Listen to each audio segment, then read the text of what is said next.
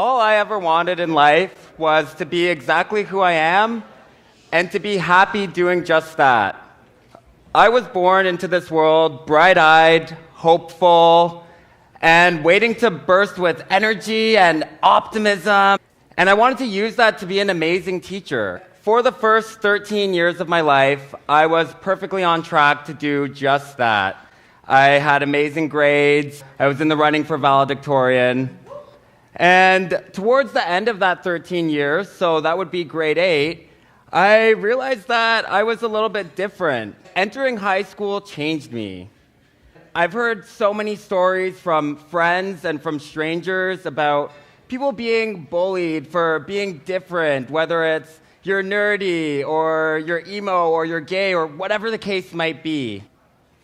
And I was thinking to myself how lucky I am that I was never susceptible to that. Recently, I started thinking about why that was. And it was because in high school, I was never really myself. I was scared to be. I kind of shut down and became a shell of a person. I was aloof, I was cool, and I was a little bit cold. I started drinking, smoking, skipping classes, and I stopped being that over-the-top, super positive person, and I started being Mr. Too Cool to be me. By the time I finished high school, I had narrowly graduated, and there was no way I was getting into UofT or any school. By that time, the dream of being a teacher was long gone, because by that point I was so apathetic that I didn't care. I didn't bother applying to school. Instead, I got a job in retail, and I actually really excelled at it. By the time I was 20 years old, I was already managing a busy store. My parents were proud of me. My friends asked me, I hope. That's what they said. My friends were asking me how I managed to swing that by such a young age, and I didn't know. Eventually, I transferred to Toronto to open a brand new store. I felt like I had finally succeeded.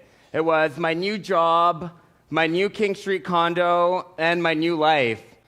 But it didn't take me long being in Toronto to realize that I was living somebody else's success story, and it didn't feel right. But what was I supposed to do about it? I wasn't going to university with those marks, that's for sure. So I stayed put. I stayed put for so long until I became so miserable in that position that one day I finally just snapped and said, I can't do this anymore and something needs to give. So I went into my retail management job and I quit on the spot. No 2 weeks, no job lined up.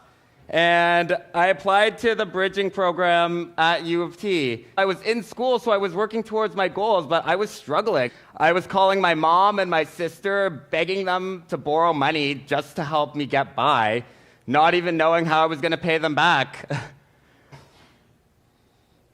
That 13-year-old me is now my biggest role model, and I'm so happy that I'm growing up to be more like him.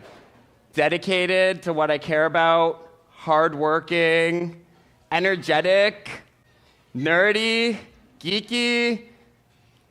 You know what? I might not have a 9-to-5 job, a house, a car, or even a license. I don't even have the degree to qualify me to be a teacher yet. But every single day, I show up and I work as hard as I can towards my goals. And most of all, I'm happy. And I think I can officially say I've succeeded in life. Thank you.